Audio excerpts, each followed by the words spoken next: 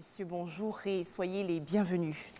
En Côte d'Ivoire, un conseil des ministres va se tenir aujourd'hui au palais présidentiel dans la commune du Plateau. Cette réunion gouvernementale sera dirigée par le président de la République, Alassane Ouattara.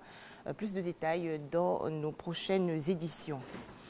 Autre activité du président de la République de Côte d'Ivoire, Alassane Ouattara a accordé hier au Petit Palais une audience au roi de l'Indénié, Sa Majesté Nanamboa Kwasi III. Le roi de l'Indénié s'est dit satisfait des actions de développement entreprises par le chef de l'État Alassane Ouattara. Nanamboa Kwasi III a ainsi félicité le président de la République. Je vous propose maintenant d'écouter l'intervention du ministre de la Culture et de la Francophonie, Maurice Bandama. Le chef de l'État, le président Alassane Ouattara, a reçu en audience cet après-midi Nanamboa Kwasi III, roi de l'Indénié, entouré de chefs de canton et des membres de sa cour. Au cours de cette audience, Nanamboa Kwasi III a tenu à remercier le chef de l'État, à le féliciter pour la bonne conduite des affaires de l'État, pour le développement et la paix que la Côte d'Ivoire enregistre. Sa Majesté a tenu à exprimer sa fierté au chef de l'État, en raison du succès que le chef de l'État remporte à la tête du pays. Il s'est réjoui de ce que, à la tête du pays, tout le pays est en développement. Et le peuple de l'Indénié, tout l'Est de la Côte d'Ivoire, comme l'ensemble du pays, connaît un regain de dynamisme en raison des infrastructures et de la croissance. Il a tenu à remercier le chef de l'État pour le choix qu'il a porté sur des hauts cadres du Zanzan, du Duablin, de l'Indénié, du Sud Komoué, qui, aux côtés du chef de l'État, font un travail remarquable.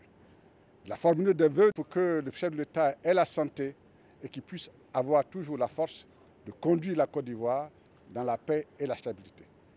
En retour, le chef de l'État a exprimé sa reconnaissance à Sa Majesté Nanamboa Kwasi III, qui, depuis toujours, l'a soutenu et lui a apporté assistance et conseil.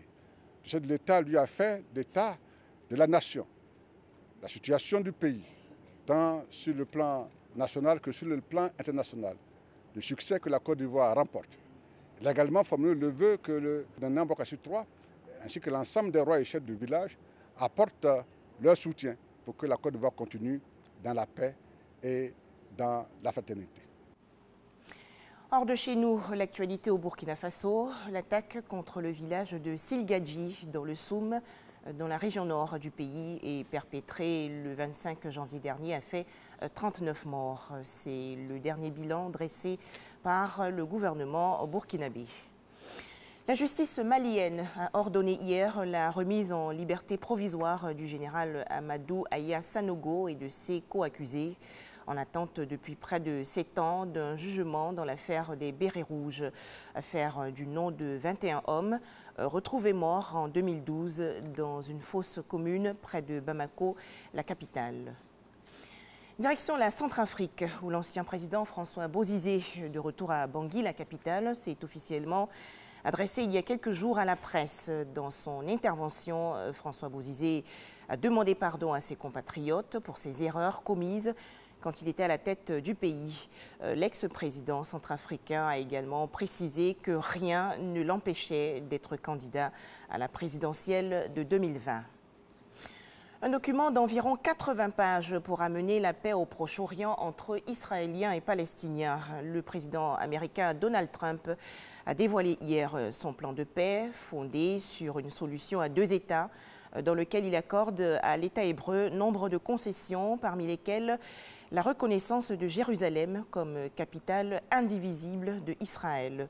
De son côté, la Palestine se dit unie pour rejeter cet accord de paix. Enfin, aux États-Unis, le procès en destitution du président Donald Trump. Les avocats de la défense ont demandé hier au Sénat américain d'acquitter aussi vite que possible leurs clients, malgré les pressions croissantes pour entendre de nouveaux témoins après les révélations d'un ancien conseiller de la Maison-Blanche. Merci de nous avoir suivis. Le prochain rendez-vous est noté, 13 h, le journal.